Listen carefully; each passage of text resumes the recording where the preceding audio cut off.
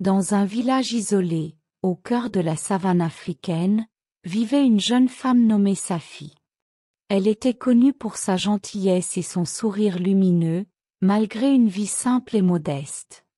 Elle avait épousé Cassim, un homme qu'elle aimait profondément.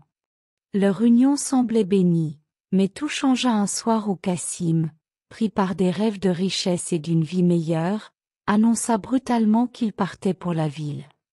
Safi, déjà enceinte de 3 mois, le supplia de rester, mais ses paroles tombèrent dans le vide. « Tu es une charge maintenant, dit-il froidement avant de disparaître dans la nuit. » La jeune femme, dévastée, fut abandonnée à son sort, avec un enfant à naître et un cœur brisé. Le village soutint Safi autant qu'il le pouvait. Les femmes lui apportaient de la nourriture, les hommes s'assuraient qu'elle avait de quoi cultiver son petit lopin de terre. Mais au fil des mois, quelque chose d'étrange se produisit. Son ventre, qui aurait dû s'arrondir davantage, semblait rester figé. Les sages-femmes, inquiètes, ne comprenaient pas pourquoi sa grossesse ne progressait pas comme prévu. « Peut-être que c'est un signe des ancêtres, murmura une vieille femme. D'autres, moins bienveillants, chuchotaient que Safi portait une malédiction. Les mois devinrent une année, puis une deuxième. Le ventre de Safi restait inhabituellement rond, mais l'enfant refusait de venir au monde. La douleur émotionnelle se mêla à une profonde solitude, car beaucoup des habitants, effrayés par ce qu'ils ne comprenaient pas, commencèrent à s'éloigner d'elle. Un soir, alors qu'elle était assise près de la rivière, contemplant son reflet déformé par les ondulations de l'eau, une vieille femme apparut. Elle portait des vêtements usés mais élégants, ses cheveux blancs formant une couronne autour de son visage bienveillant. « Je suis Mère Nyama, guérisseuse et gardienne des secrets anciens, dit-elle. Tu portes en toi un fardeau que le monde ne peut comprendre, mais il n'est pas maléfique.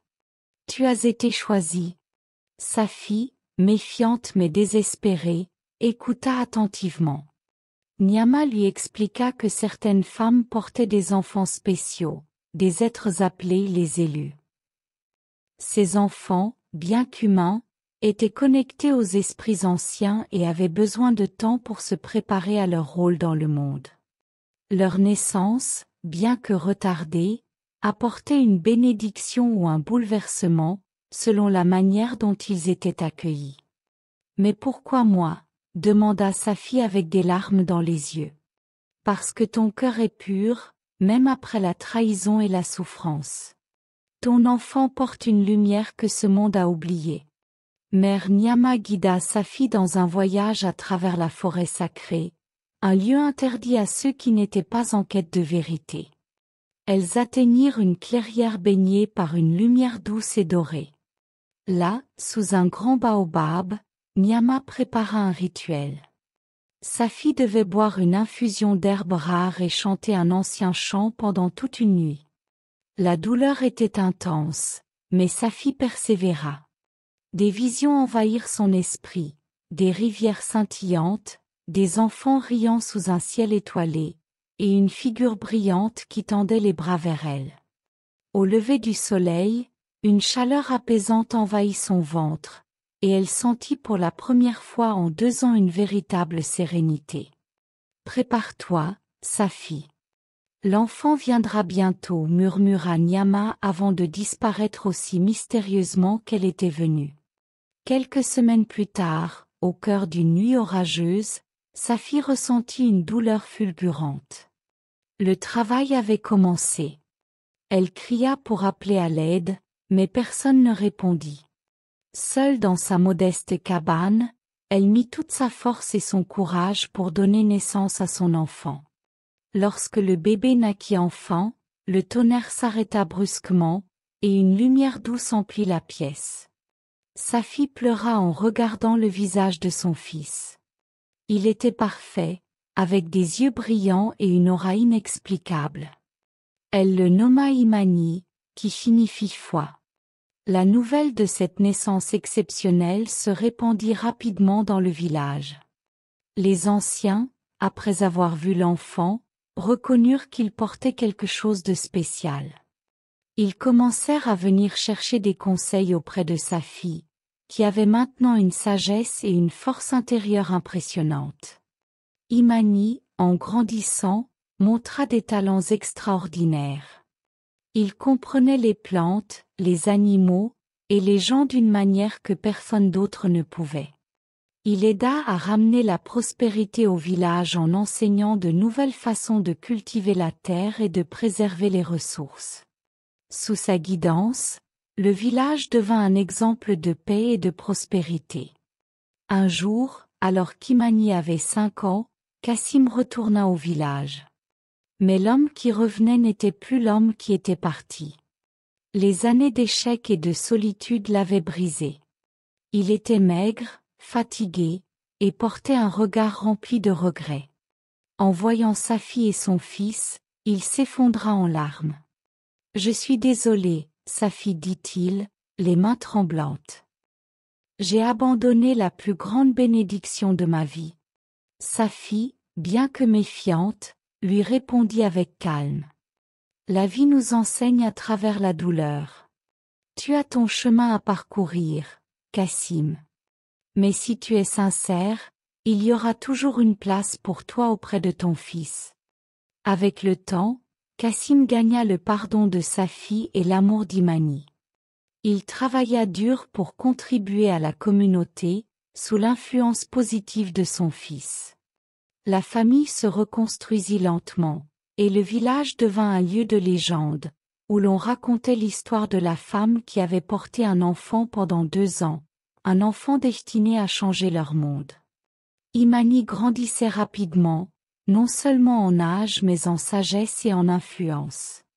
À seulement 10 ans, il était déjà vu comme un leader dans le village. Les anciens venaient souvent chercher ses conseils, et il trouvait toujours des solutions aux problèmes, qu'ils soient liés à la terre, aux relations humaines ou aux défis imprévus de la vie. Un jour, un groupe de voyageurs arriva au village, des marchands venus de terres lointaines. Ils étaient émerveillés par l'organisation et la prospérité du village, une rareté dans cette région. En apprenant que cette transformation avait été guidée par un jeune garçon, ils furent curieux et souhaitèrent rencontrer Imani. Lors de leur rencontre, Imani partagea ses idées sur l'importance de travailler en harmonie avec la nature et avec les autres. Les marchands furent tellement impressionnés qu'ils lui proposèrent de venir dans leur ville pour partager son savoir. Safi, inquiète, hésita, mais Imani, avec sa maturité surprenante, lui dit « Je ne partirai jamais pour abandonner ma maison, maman. Mais si je peux apprendre d'autres cultures, comprendre leurs défis, je pourrai apporter plus à notre communauté. » Avec cette bénédiction, les marchands repartirent, promettant de revenir avec des nouvelles et des opportunités. Ainsi, Safi trouva non seulement la paix mais aussi un amour renouvelé et une vie riche de sens. Et chaque fois qu'elle regardait Imani jouer sous le grand baobab, elle savait que son sacrifice et sa foi n'avaient pas été vains. Imani grandissait rapidement, non seulement en âge mais en sagesse et en influence. À seulement 10 ans, il était déjà vu comme un leader dans le village. Les anciens venaient souvent chercher ses conseils, et il trouvait toujours des solutions aux problèmes, qu'ils soient liés à la terre, aux relations humaines ou aux défis imprévus de la vie. Un jour, un groupe de voyageurs arriva au village, des marchands venus de terres lointaines. Ils étaient émerveillés par l'organisation et la prospérité du village, une rareté dans cette région. En apprenant que cette transformation avait été guidée par un jeune garçon, ils furent curieux et souhaitèrent rencontrer Imani.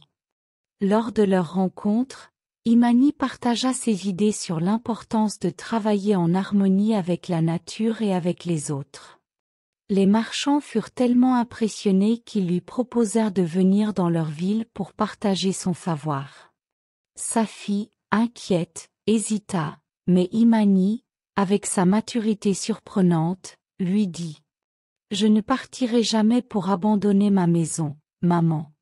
Mais si je peux apprendre d'autres cultures, comprendre leurs défis, je pourrai apporter plus à notre communauté. Avec cette bénédiction, les marchands repartirent, promettant de revenir avec des nouvelles et des opportunités. Le calme du village fut bientôt troublé par un groupe de soldats venant d'un royaume voisin. Leur roi avait entendu parler de la prospérité inhabituelle du village et envoyé des émissaires pour réclamer une part des richesses. Sous la menace de leurs armes, ils exigèrent que le village fournisse une grande partie de ses récoltes et de son bétail. Face à cette menace, les habitants paniquèrent.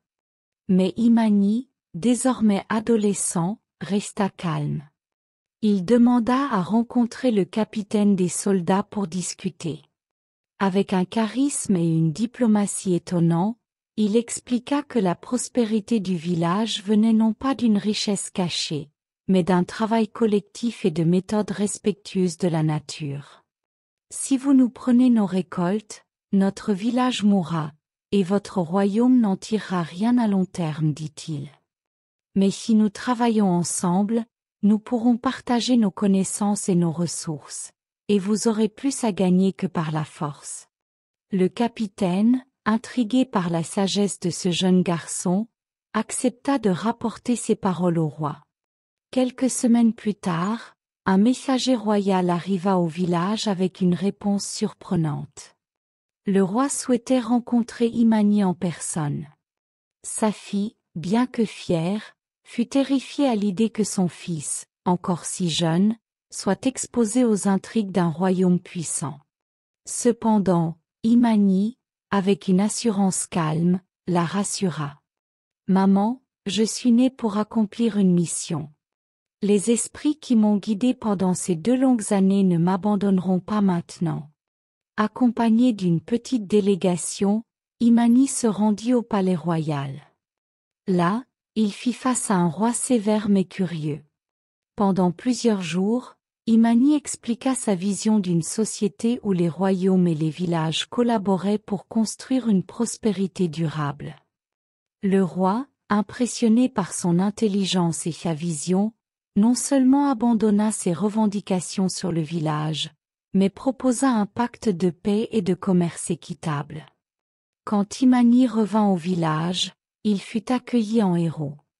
Les villageois, autrefois méfiants de la particularité de sa naissance, voyaient désormais en lui un véritable miracle. Sa mère, sa fille, étaient remplies de fierté, les larmes coulant librement sur son visage. Cassim, qui travaillait toujours dur pour racheter ses erreurs passées, fit une confession à Imani. « Je t'ai abandonné avant même ta naissance, mais aujourd'hui, je vois que c'est toi qui m'as donné une nouvelle vie. Je suis honoré d'être ton père. » Imani lui répondit avec sagesse. « Papa, chacun de nous a un rôle à jouer.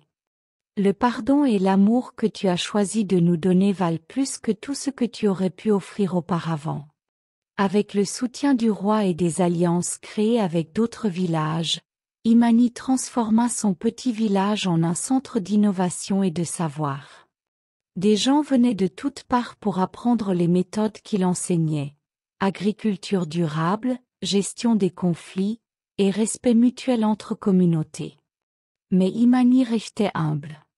Chaque soir, il passait du temps sous le grand baobab avec sa mère, lui rappelant que tout ce qu'il faisait était enraciné dans les leçons qu'elle lui avait transmises: la patience, l'amour et la foi en l'avenir. Quand sa fille atteignit un âge avancé, elle regarda son village prospère et ses habitants épanouis avec satisfaction. Elle se souvenait encore des jours où elle avait été abandonnée, où son ventre rond avait été un mystère, et où elle avait pleuré seule dans la nuit. Mais elle comprit maintenant que chaque douleur, chaque sacrifice, avait mené à ce moment. Elle était la mère d'un garçon extraordinaire, non pas parce qu'il était destiné à être spécial, mais parce qu'il avait transformé sa douleur et son abandon en une source de force pour les autres. À travers Imani, Safi savait que son histoire vivrait pour toujours, racontée au coin des feux de camp et gravée dans le cœur des générations à venir.